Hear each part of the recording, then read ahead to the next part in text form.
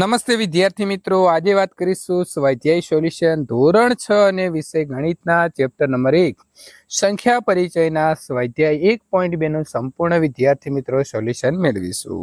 એ પહેલા ચેનલની અંદર પ્રથમ વખત આવ્યા છો તો મિત્રો ચેનલને ખાસ સબસ્ક્રાઇબ કરી તમારા મિત્રો સુધી આ વિડીયોને શેર કરવાનું ભૂલશો નહીં। વિદ્યાર્થી મિત્રો, પહેલો પ્રશ્ન છે કે શાળામાં 4 દિવસ માટે એક પુસ્તક પ્રદર્શન જે છે તે યોજવામાં આવ્યું હતું। કાઉન્ટર ઉપર પહેલા દિવસ, બીજા દિવસ અને ત્રીજા અને અંતિમ એટલે કે ચોથા દિવસે આપેલી જે ટિકિટો છે એ ટિકિટો વેચી એ અનુક્રમે આપણને આપેલી છે। તો 4 દિવસોમાં કુલ કેટલી ટિકિટો વેચવામાં આવી? તો સૌથી પહેલા આપણે પ્રથમ દિવસે વેચાયેલી ટિકિટો છે તે લખીશું। બીજા દિવસે વેચાયેલી છે 1812, ત્રીજા દિવસે 2050 અને અંતિમ દિવસે વેચાયેલી છે 2751। હવે આપણે આ બધાનો સરવાળો કરીશું એટલે આપણો સાચો જવાબ જે છે 7707 જે છે મળી જાય છે। તો તેથી તમામ 4 દિવસમાં કુલ 7707 ટિકિટો વેચાઈ। પ્રશ્ન નંબર 2, શેખર એક પ્રખ્યાત ક્રિકેટ ખેલાડી છે।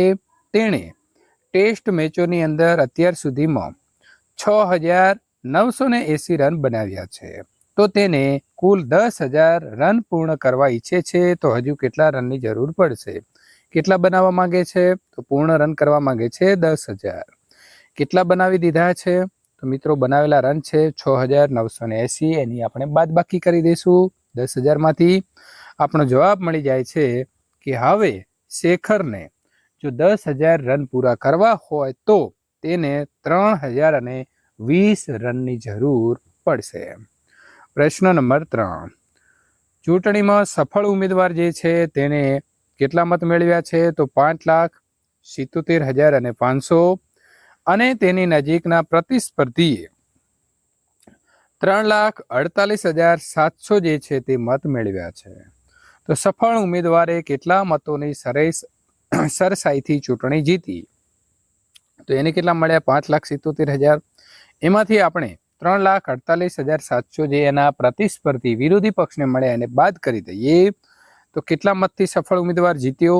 તો 2,28,800 મતોની સરસાઈથી તેણે ચૂંટણી જીતી। વિદ્યાર્થી મિત્રો, પ્રશ્ન નંબર 4, કીર્તિ બુક સ્ટોલે જૂન મહિનાના પ્રથમ સપ્તાહની અંદર 2,85,891 ના પુસ્તકો વેચ્યા અને બીજા મહિનાના સપ્તાહની અંદર તેણે 4,768 પુસ્તકો વેચ્યા। હવે 2 અઠવાડિયા મળીને કુલ કેટલું વેચાણ થયું અને કયા સપ્તાહમાં વેચાણ વધારે હતું અને કેટલું હતું? તો આપણે શું કરીશું? બંનેનો સરવાળો કર્યો તો વિદ્યાર્થી મિત્રો 6,86,659 જે છે તેણે પુસ્તક વેચ્યા।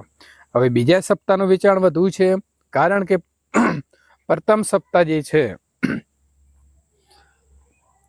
એ 4,798 છે અને પ્રથમ સપ્તાહનો માત્ર 2,85,891 છે।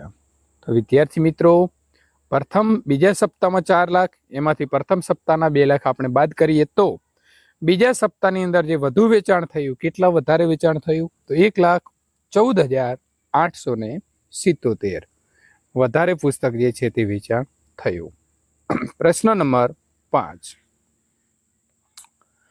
6, 2, 7, 4 અને 3 નો ફક્ત એક વાર ઉપયોગ કરીને બનતી સૌથી મોટી અને સૌથી નાની સંખ્યા વચ્ચેનો તફાવત શોધો। તો મિત્રો, સૌથી મોટી સંખ્યા આપણે ક્યાં મૂકવાની? આગળ મૂકવાની। મોટી સંખ્યા માટે 7, 6, 4, 3 અને 2 એટલે કે 76,432 સંખ્યા બની મોટી। હવે આપણે વિદ્યાર્થી મિત્રો સૌથી નાની સંખ્યા માટે સૌથી નાની સંખ્યા આગળ મૂકીએ તો 23,467 નાની સંખ્યા બની। બાદ બાકી કરીએ તો આપણને તફાવત મળે છે 52,965 એનો તફાવત છે। વિદ્યાર્થી મિત્રો, આગળ વાત કરીશું પ્રશ્ન નંબર 6, એક મશીન એક દિવસમાં સરેરાશ 2,825 સ્ક્રૂનું ઉત્પાદન કરે છે। તો જાન્યુઆરી 2006, તો જાન્યુઆરીની અંદર કેટલા દિવસ હોય? તો તો વિદ્યાર્થી મિત્રો આપણને ખ્યાલ છે કે 31 દિવસ હોય, તો 31 દિવસની અંદર કેટલા સ્ક્રૂનું ઉત્પાદન થયું હશે? તો આપણને અહીં એક દિવસમાં 2825 ગુણ્યા 31 કરીશું તો આપણો જવાબ જે છે તે કુલ ઉત્પાદન આવે છે મિત્રો 87,575. તેથી જાન્યુઆરી 2006માં સ્ક્રૂનું કુલ ઉત્પાદન 87,575 થયું હશે. પ્રશ્ન નંબર 7. એક વેપારી પાસે 78,592 હતા. તેમણે 1200 એક રેડિયો સેટની કિંમત કેટલી છે?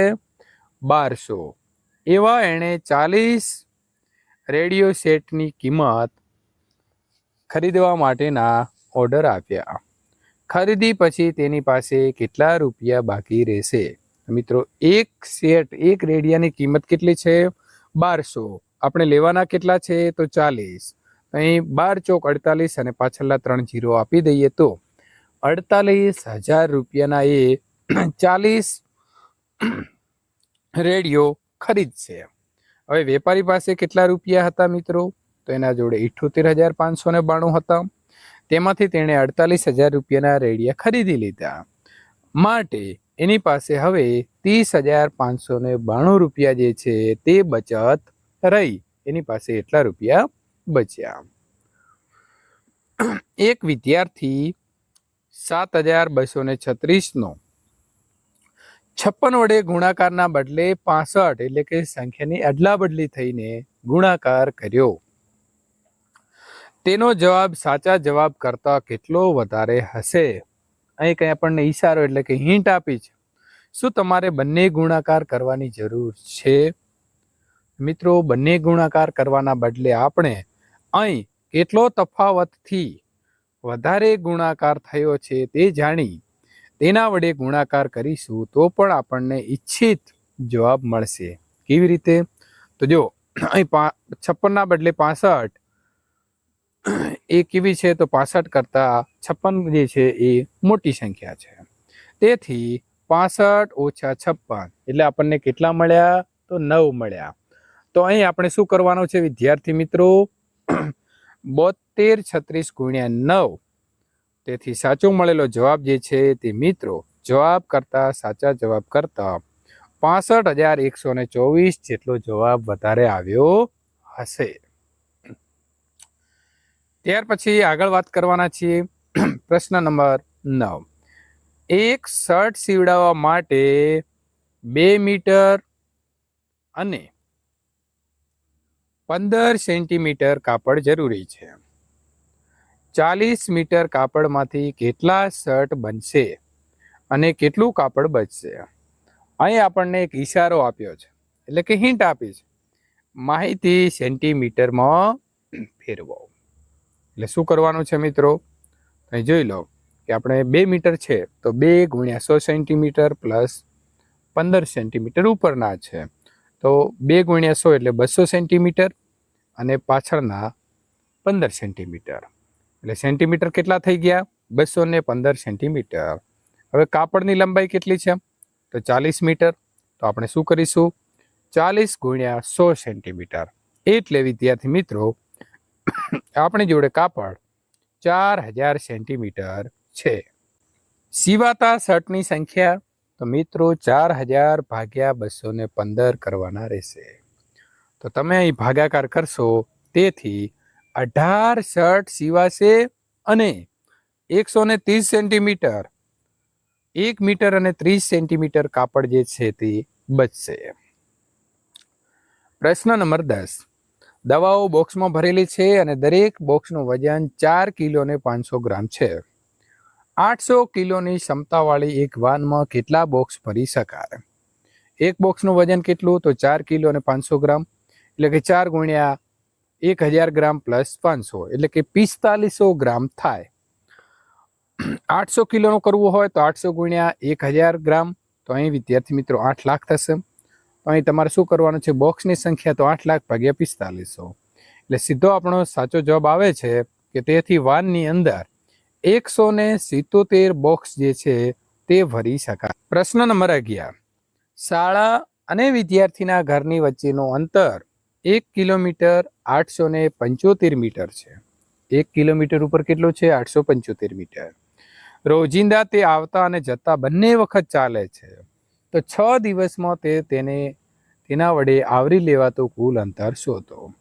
તો મિત્રો શાળા અને ઘર વચ્ચેનું અંતર શોધી લઈએ તો 1 કિલોમીટર 875 મીટર, એટલે 1 કિલોમીટર બરાબર 1 ગુણ્યા 1000 મીટર, એટલે કેટલા થાય? 1875 મીટર દરરોજનું એને થાય છે. હવે આપણે શું કરીશું? આવતા એટલું 1875 અને જતા પણ 1875, એટલે એક દિવસનું બાળક 3750 મીટર અંતર કાપે છે. હવે 6 દિવસનું અંતર તો 3750 ગુણ્યા 6, એટલે 22,500 મીટર, 22 કિલોમીટર અને 500 મીટર અંતર કાપશે. પ્રશ્ન નંબર વિદ્યાર્થી મિત્રો 12. એક પાત્રની અંદર 4 લીટર અને 500 મિલીલીટર દહીં છે. તેમાંથી 25 મિલીલીટરની ક્ષમતાવાળા કેટલા કપ ભરી શકાય? તો પાત્રની અંદર કુલ દહીં કેટલું છે? તો 4 લીટર ને 500 મિલીલીટર, તો 4 ગુણ્યા અહીં આપણે 1000 મિલીલીટરમાં ફેરવીએ અને 500 મિલીલીટર એટલે કે 4500 મિલીલીટર જે છે તે મિત્રો થશે. હવે એક કપની ક્ષમતા કેટલી છે? તો 25 મિલીલીટર, તો 4500 ભાગ્યા 25, તો સાચો જવાબ શું આવશે? 180. તેથી દહીંના 180 કપ ભરી શકાશે. વિદ્યાર્થી મિત્રો, આગળનું સોલ્યુશન મેળવવા માટે નીચે ડિસ્ક્રિપ્શનની અંદર સ્વાધ્યાય 1.3 આપેલું છે, તો તેના ઉપર તમે ક્લિક કરીને ત્યાંથી સોલ્યુશન મેળવી શકો છો.